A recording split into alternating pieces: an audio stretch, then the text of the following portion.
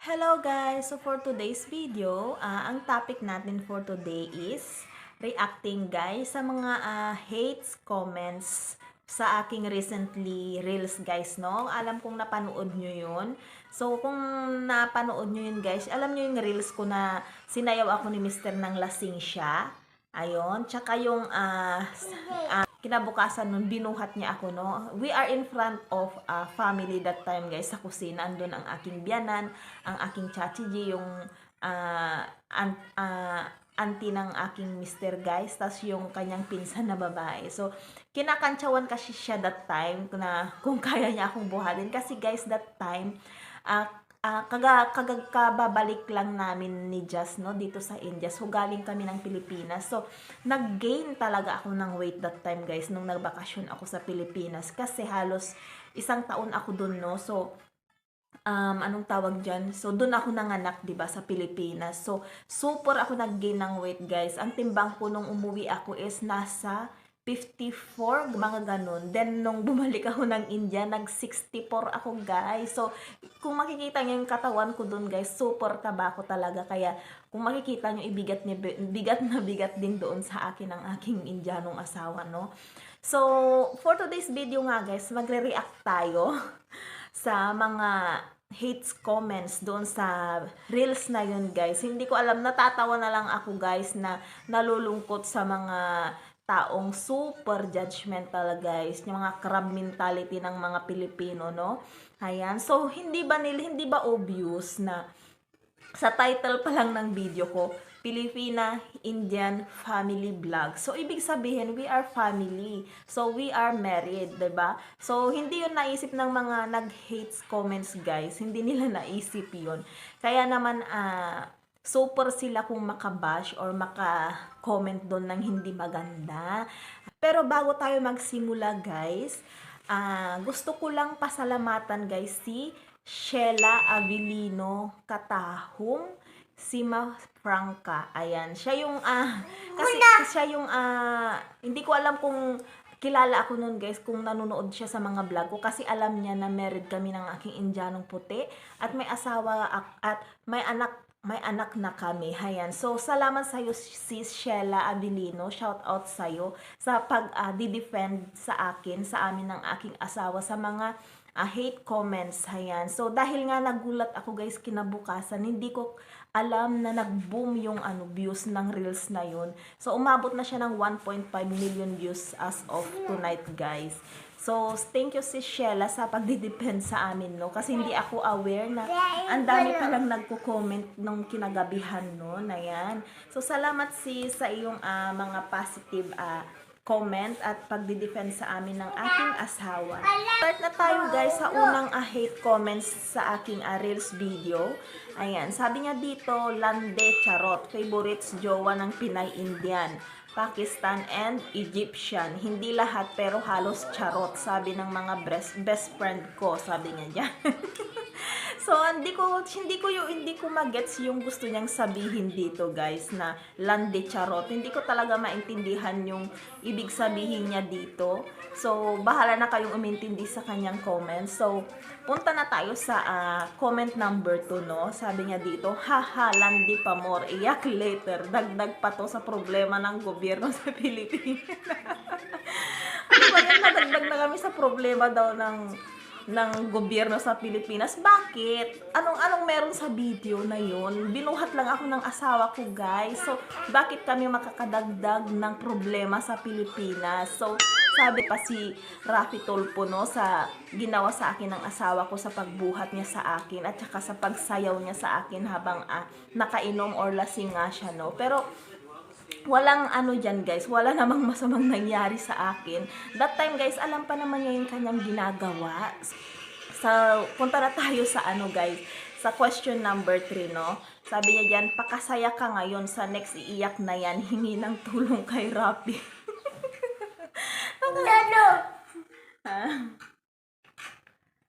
So, nakakatawa yung mga comment, guys. So, nadamay na pati si Rapi Tulfo dito dahil nga may mga Pilipina, no, na maraming hihingi ng tulong kay Rapi Tulfo dahil nga sa may mga kakarelasyong Indiano habang sila, yung mga ibang Pinay kasi nakikipagrelasyon sa Indiano, no, habang nasa trabaho, tapos may naiwan daw silang pamilya sa Pilipinas. So, kala nila, guys, yung ganun ako, kala nila OFW ako na nalumande sa Indiano. Ayan.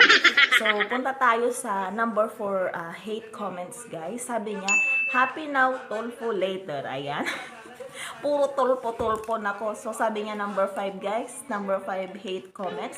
Sa number 5, pakasaya ka sa supot. Iiyak na sa TV5, Artia. Magiging artista ka dun.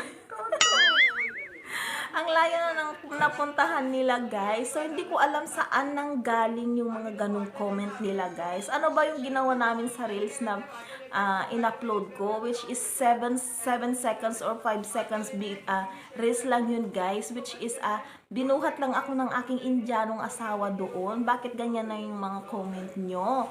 Ayan.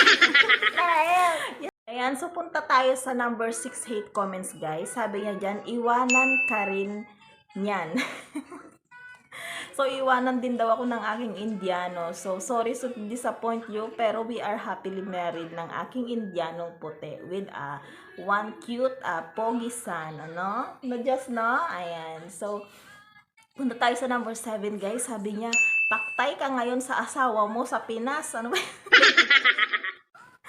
Sino ba nagsabing may asawa ako sa Pinas? So, bakit makakasal ba kami dito sa India kung may asawa ako sa Pinas, di ba? Common sense, no? So, hindi, kung may tinatago ako or may gusto akong itago, bakit ako mag-upload sa Reels or bakit ako magiging creator or a small vlogger, no? Kung may sabit ako sa Pilipinas. So, common sense na lang sana, no? Ayan, so punta tayo sa number 8 na hate comment, guys. Ayan, sabi niya, huwag hayaan ng ganyan kung hindi mo siya asawa. Dapat respetuhin mo sarili mo para walang mangyari sa'yo. Ayan, so sa comment na yan, guys, kala niya siguro hindi ko asawa ang aking Indiano, no? Ayan, so, kasi kala kasi nila, guys, isa ako sa mga OFW na yung ganun nga ang ginagawa. Ayan. So, hindi sila aware. So, hindi nila napansin siguro yung pangalan ng aking page, which is Filipina Indian Family Vlog. So, doon pa lang mapasok na sana sa inyong mga isip, no, na we are family at married kami. Ayan. So, punta tayo sa number 9. Ayan. Asawa mo at mga anak nanonood asawa mo at mga anak nanonood, buhay now, iyak later, sabi niya. So, isa din tong komentor na to, no, nakala niya may pamilya akong iniwan sa Pilipinas, tapos nagpakasal, nagpunta ng abroad siguro at nakahanap ng Indiano at iniwan ko ang aking mga pamilya at mga anak sa Pilipinas, which is hindi totoo, walang katotohanan at malinis ang aking konsensya, guys. Ayan, so wala akong tinatago, wala akong pamilyang iniwan sa Pilipinas, wala akong anak na iniwan sa Pilipinas. Ayan. So, punta tayo ngayon sa number 10. May mga asawa sa Pinas lumandi sa ibang bansa, kaya lahat ng matitinong OFW nadadamay sa kalandian nyo. Ayan, patay na.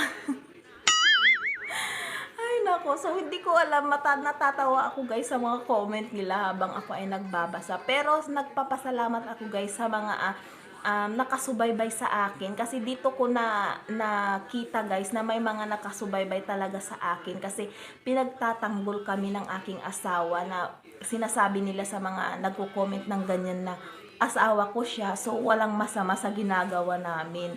Ayan, tapos ayun nga, happily married daw kami, ganyan. So, salamat sa mga positive comment na nagko-comment ng gayon nun at pinagtatanggol kami. Ayan. So, punta tayo sa number 11, guys. Pagkatapos nyo dyan, Rafi Tulfo ka na, manay, unahin mo na ma-deport muna sarili mo, BO, sabi nga. Ay, naku. ko si kuya. So, most of the commentor guys talaga is lalaki. Ayan. So, punta tayo sa 13. Ito naman parang ang laki ng galit guys sa mga Pinay guys. Sabi niya, mga demonyo talaga kayong mga durian. Pakawala kayo ni Satanas. Ay, naku naman talaga. Ayan. So, number 15 tayo guys. Si Jess nang gugulo na. Ayan o. May iiyak na naman kay Rafi Tulfo kapag nabuntis at nabugbog ng Indiano. Ayan, patay na. Ayan, so dahil nga maraming ano guys, no, mga nagpa-Rafi Tulfo na mga OFW na may naiwang pamilya sa Pilipinas at nagkaroon ng relasyon sa mga Indiano. So, yung mga ibang Pilipino guys, dahil nga ang Pilipino is judgmental, no, madali lang sa kanilang mang-judge nang hindi nalalaman yung totoong istorya or katotohanan. So, yung mga Pinay na may naiwang pamilya at nakipagrelasyon sa Indiano, so, wag nyo sanang lalahatin guys, kasi maraming mga matitinong OFW at matitinong Pinay na walang sabit ang nagmamahal at happily married sa mga Indiano. So, sana wag nating lalahatin lahat guys, kasi dapat tignan muna natin. Pwede naman tayong mang-stalk muna, no, sa profile ng isang creator or nagbablog, para naman yung bago tayo mag-comment, alam natin yung kung tama ba yung bibitawan nating salita sa mga comment natin. Ayan. So, hindi ako naapektuhan guys sa mga comment nila, natatawa na lang talaga ako. So, yung iba, binabara ko talaga. Ayan. So, si Mr. natatawa din guys sa mga comment kasi tinatranslate niya sa Google Translator, no? So, nagbabasa din siya ng comment at natatawa na lang talaga siya. Ayan. So, si Mr. guys, hindi siya andyan, inaantok daw siya kaya natulog na.